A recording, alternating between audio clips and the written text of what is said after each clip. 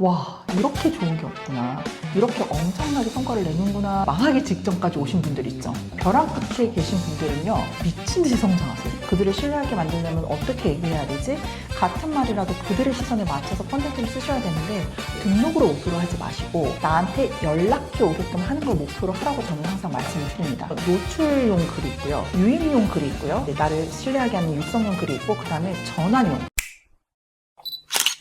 네, 안녕하세요. 안녕하세요. 그래서 학원 마케팅 저자이자 최근에 그래서 3kg 동네 광고라는 책을 신간 출간한 그래서 노벤버라고 합니다. 반갑습니다. 거의 전부가 이제 블로그도 하시고 네. 인스타도 많이 하시는데 열심히는 하시는데 그만큼의 효과를 못 본다는 분들도 네. 되게 많으시잖아요. 어떻게 하면 좋겠다라는 게 있으세요? 그 인스타나 블로그를 해야 된다 라는 걸 알아서 숙제처럼 하세요. 숙제처럼 하는 거를 넘어서서 내가 하고 싶은 말만 주구장창 하는 경우가 되게 많습니다. 실제 이제 인스타나 블로그에서 성과를 내려면 시선이 되게 중요해요. 시선이라는 건 이제 내 타겟, 학부모의 시선에서 그들이 과연 듣고 싶은 말이 뭐지? 그들이 궁금해하는 게 뭐지? 그들을 신뢰하게 만들려면 어떻게 얘기해야 되지? 같은 말이라도 그들의 시선에 맞춰서 컨텐츠를 쓰셔야 되는데, 원장님이 오로지 내 시선으로 자꾸 컨텐츠를 쓰니까 상대가 공감을 못하는 거예요. 그러다 보니까 효과가 없는 경우들이 많이 있습니다. 그래서 이런 실수가 첫 번째로 있고요. 두 번째는 원장님들이 표현을 되게 어렵게 하시는 경우가 있어요. 컨텐츠에서 how를 많이 쓰십니다. 영어 원장님이다. 그럼 뭐 다독이 어떻고, 뭐 몇 형식이 어떻고, 문법이 어떻고. 엄마들은 그거 들으면 쥐나요? 안 봐요. 그러면 제가 항상 드리는 말씀이 how를 설명하지 마셔라. how는 결과를 담보로 해서 우와, 이게 도대체 어떻게 가능했던 거야? 라고 할 때 그때 how가 나와야 되고, 그리고 그런 내용을 쓸 때에도 항상 말이 초등 4학년도 이해할 수준으로 쓰셔라 라고 얘기를 합니다. 근데 어렵게 쓰지 마시고요. 초등 4학년도 이해할 수준으로 쉽게 쓰시는 것, 요거 꼭 필요하고요.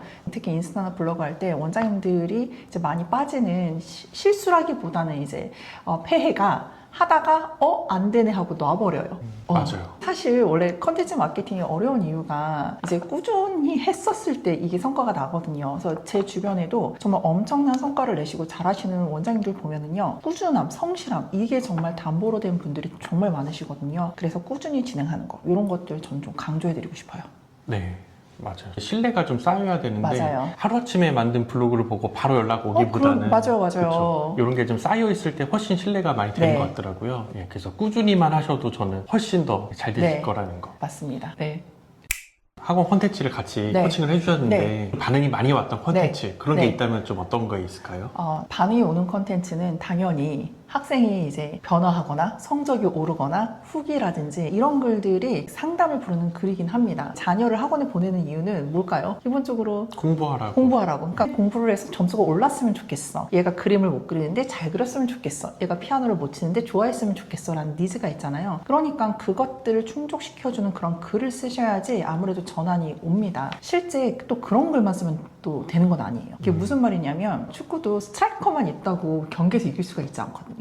여기에 수비도 있어야 되고 어시스트도 있어야 되고 골키퍼도 있어야 되는데, 블로그에 글을 쓴다고 하면 그 글도 각각의 포지션이 있어요. 그래서 보통 이제 퍼널 마케팅이라고 해서 노출용 글이 있고요, 유입용 글이 있고요, 이게 육성용, 나를 신뢰하게 하는 육성용 글이 있고, 그 다음에 전환용, 스트라이커가 딱 골을 넣는 것처럼 나한테 연락을 하게끔 만드는 전환용 글이 있는데, 이 전환용 글을 쓰셔야 나에게 연락은 해오지만 기본적으로 제가 앞에 얘기했던 그런 글들이 같이 배치가 됐을 때 이 전환용 글도 힘을 발휘하거든요. 유입용 글, 뭐 노출용 글, 나를 신뢰하게 하는 글, 원장님을 브랜딩하는 글도 같이 옆에 배치를 해 놓으면서 결국에는 나를 만나면 아이가 이렇게 될 거야, 사람들로 하여금 나를 믿게 만들고 연락해 오게 만드는 그런 전환용 글을 이제 후기성, 그 다음에 아이들 성적 향상 사례글, 약간 이런 거 위주로 써주시면 꼭 결과가 있을 겁니다. 여기 한 가지 제가 키를 더 알려드리면, 이런 전환용 글을 썼을 때 이제 마지막에 뭐라고 할까요? 상담 연락 주세요, 우리 학원 이제 신규반 모집해요, 이렇게들 보통 원장님들이 많이 하시는데, 그 전환용 글을 보고 와, 여기 좋은 학원이네 한다고 사람들이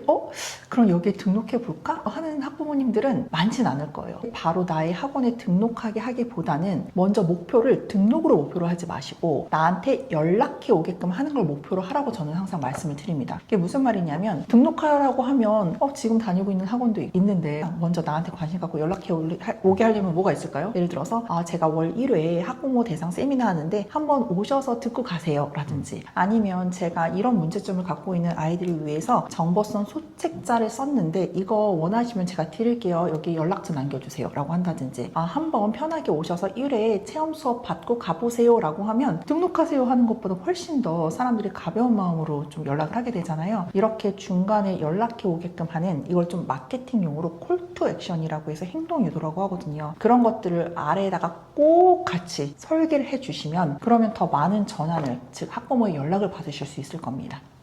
우리 학원은 정말 뭘 쓸지 모르겠다, 네. 뭐 쓸 게 없다라는 네. 분들 되게 많으시잖아요. 맞아요. 그런 건 좀 어떠세요? 제가 좀 팁을 드릴게요. 첫 번째는 고객의 시선. 그래서 맘카페를 가보라고 말씀을 드릴 것 같아요. 맘카페에 가면 분명히 엄마들이 학원 관련해서나 아이들 교육 관련해서 거기서 막 떠들고 계십니다. 그러면 나랑 관련된 연령대나 과목에서 엄마들이 무슨 질문을 하는지를 살펴보시고 이런 거 궁금해하네 하면서 그 컨텐츠로 쓰는 거 하나를 이야기를 드리고요. 두 번째는 벤치마킹이에요. 벤치마킹은 뭐냐? 우리 네. 지역 말고 학군지에서 우리 과목으로 한번 검색을 해보세요. 다른 원장님들이 어떤 주제로 글을 쓰나 보신 다음에 소비자의 입장에서 나도 이거 궁금하네 싶은 그런 것들이 있을 거고, 그런 곳에서 내 고객이랑 이렇게 겹치는 그런 내용이 있을 거예요. 그런 것들을 나의 시선을 담아서 컨텐츠를 해줘도 되고요. AI가 있잖아요. 그쵸, 네. AI를 적극 활용하시면 너무너무 좋습니다. AI한테 물어보세요. 그럼 AI가 다 알려줍니다. 그런데 AI한테 야, 나 인스타랑 블로그 할 테니까 주제 알려줘. 그러면 이상한 것만 알려줍니다. 그렇게 맞아요. 하시면 안 되고요. AI한테 먼저 나를 학습시키세요. 내 학원에 대해서. 나는 이런 과목이고 어떤 특장점이 있고 대상은 누구고 나의 교육은 뭐가 다르고, 이런 식으로 먼저 학습을 시킨 다음에 내 그 학부형에 대한 페르소나를 얘한테 만들어 달라고 하세요. 우리 학원에 맞는 페르소나 5개 추천해줘. 그러면 얘가 싹 다 만들어줍니다. 그럼 그 5개 중에 원장님이 봐도 와우 싶은, 진짜 내가 눈으로 보는 것 같아 싶은 페르소나가 있을 거예요. 그러면 그 페르소나를 꼭 집어서 이 페르소나가 평소에 하는 고민이나 페인 포인트나 니즈가 뭐야? 그러면 이런 것들을 또 AI가 싹 다 뽑아줍니다. 그래서 거기서 뽑아낸 걸 가지고 이제 나는 이걸 가지고 블로그 글을 쓰려고 해. 블로그 글 주제 10개 추천해줘. 그러면 싹 다 시장의 어떤 그 니즈도 담고 내 고객의 니즈도 담은 그런 컨텐츠 주제가 쫙 뽑힙니다. 그거 갖고 블로그 쓰세요. 인스타 하시고. 블로그를 해야 될까요? 인스타를 해야 될까요? 뭐 둘 다 할까요? 네. 사실 저는 정답은 없다라고 네. 말씀드리기는 해요. 근데 대표님은 혹시 어떻게 생각하시는지? 제가 생각하는 정답은 둘 다 하셔라.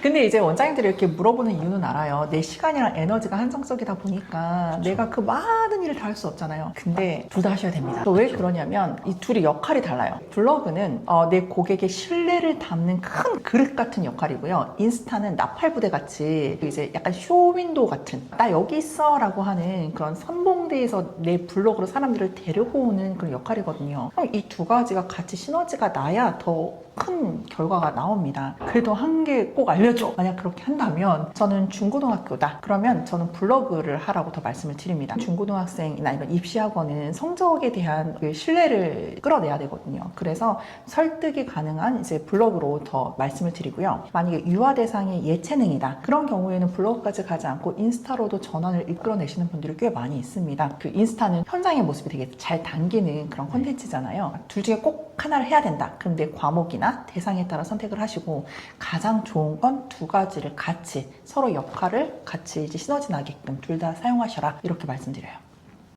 나는 글을 잘 못 쓴다. 네, 네. 그래서 미루는 원장님들 네, 되게 많으시더라고요. 맞습니다. 네. 우선은 사업을 왜 하시냐 여쭤보고 싶습니다.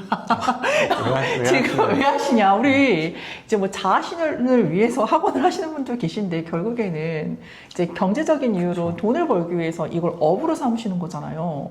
그러면 생각을 바꾸셔야 돼요. 이거는 내가 하고 싶다고 하고 하기 싫다고 안 하는 게 아니라 하셔야 됩니다. 이거 원장님께서 의지를 부여잡고 하셔야 돼요. 실제 이제 의지가 얼마나 중요하냐면, 저한테 이제 블로그 코칭 과정에 오시는 분들이 되게 많은데 제가 보면 모든 걸 이제 그 내려놓고 정말 망하기 직전까지 오신 분들 있죠. 그러니까 벼랑 끝에 계신 분들은요 미친 듯이 성장하세요. 진짜 폭풍 성장을 하세요. 왜냐하면 이분들은 이제 갈 때까지 갔기 때문에 그 하나의 희망을 갖고 오셨다가 이제 거기에 올인을 하십니다. 그래서 엄청나게 성과를 내세요. 즉 결국에는 원장님들이 마인드를 바꾸셔야 돼요. 이거는 내가 선택하는 게 아니라 꼭 해야 되는구나. 미루는 이유가 뭔지 아세요? 아직 지금 필요성을 못 느껴서. 아직 배가 덜 고파서 그런 것도 있긴 하지만 원장님들이 잘하려고 하는 욕심이 너무 크니까 처음부터 잘하려고 하니까 시작을 못 하는 거예요. 그러니까 처음엔 나를 내려놓고 처음에 글 쓸 때는 내 글 아무도 안 봅니다. 되게 유명한 코미디언이 그 얘기를 했더라고요. 유튜브를 시작하려고 하는데 시작 못하는 사람한테 조언해달라고 했더니 그분이 한 말이 허접하게 시작하라. 그러는 사람이 이긴다라고 하더라고요. 처음부터 잘하려고 하면 아무 시작을 못 하거든요. 블로그도 허접하게 시작하셔도 괜찮습니다. 무조건 시작하셔라 라고 말씀드려요.